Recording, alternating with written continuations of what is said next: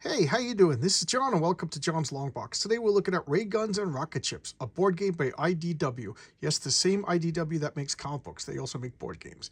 So this is a up to 4 players. I like to play with 4 players the most. It's like a tongue-in-cheek spacefaring programming tactical miniatures game. It's just like a really cool tongue-in-cheek, like a Buck Rogers type retro future game. So this board that we're looking at right here is space, and these are our spaceships. So on your turn, you can move on these little, they call them star nodes. These are crew members. This is ships. This two ships got blown up.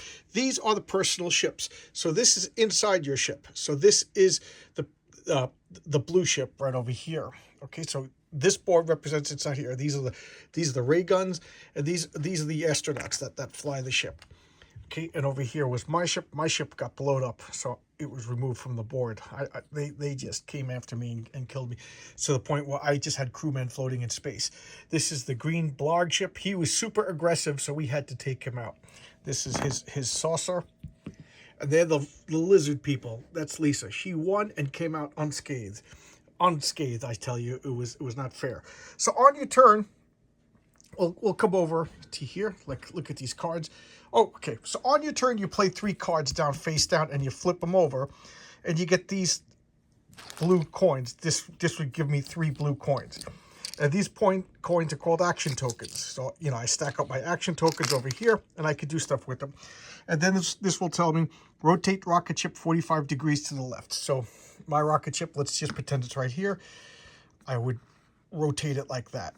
And then by next forward, and then this player would flip over 1 card and do what it says. That player would flip over 1 card, do what it says. This player would flip over 1 card, do what it says.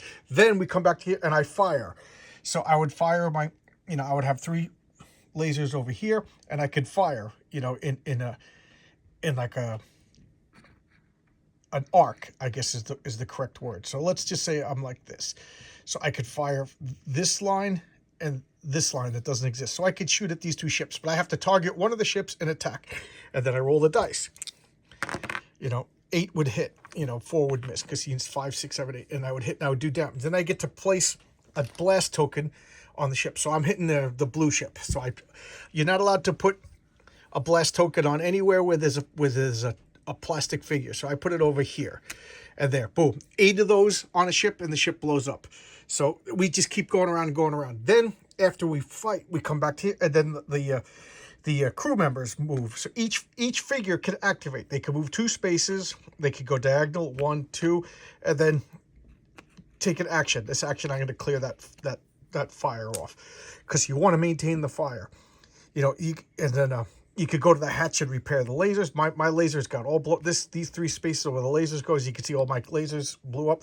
You could go outside the airlocks and then go into space and have space combat. It's just so much fun. This is Jessie Novastar. She was my captain. She's out there with the remaining crew, even though my ship blew up. This is the blog. The Master Brain is their leader.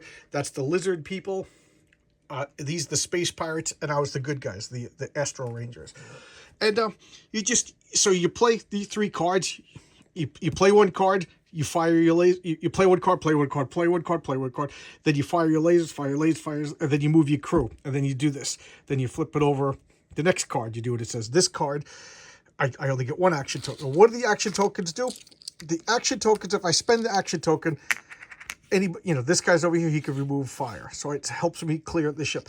I could spend an action token to re-energize any of my my figures and have a move again. So every figure gets a movement, every figure gets an activation, and then this would be an extra activation. These you also spend these to open up the airlocks, and it's just so much fun. So you want to, and at the end of all 3 cards, you lose your coins and you start all over again fresh. And then you just keep playing until you get 20 points. How do you get points? Well, every time you kill a crew member, you get a point. Every time you take out a ray gun, you take a point. If you blow up a ship, it's 3 points. If you take out a captain, it's 3 points. And then, as you can see, some of these cards have stars on them. Every time you successfully play one of those star cards, you also get a point. This is the only thing I'd knock against the game is this scorecard is really cheap, and the token, I would have liked a nice. I'm going to see if I could 3D print better better score tokens, but these are the score tokens. But you play 4 players, 20 points activates the end round, and then when you're done with all 3 cards, you end the game. Everybody starts out with this pretty similar deck of cards, and then you have the star cards that are unique to each faction. So these guys have like a lot of mental control. These guys have more like hand-to-hand combat. These guys have a lot of dodging and evading, and we have a lot of like laser fights, because you know everybody has like a little bit of different flavor. I love this game. It is just so much fun. It's a good way to play a tactical miniatures game. It's a good way to play a programming game, and I can't sing the praises of enough. And nobody seems to know this game too much. I just think it's a blast. But there you go, nice short video. It seems like my board game videos are pretty short, but there you go. That's today's video, and I'll see you tomorrow with another video. And remember, Wednesday I'm gonna have Charlie's London come on and talk about her comics. So okay, I'll see you then. Thank you. Bye bye.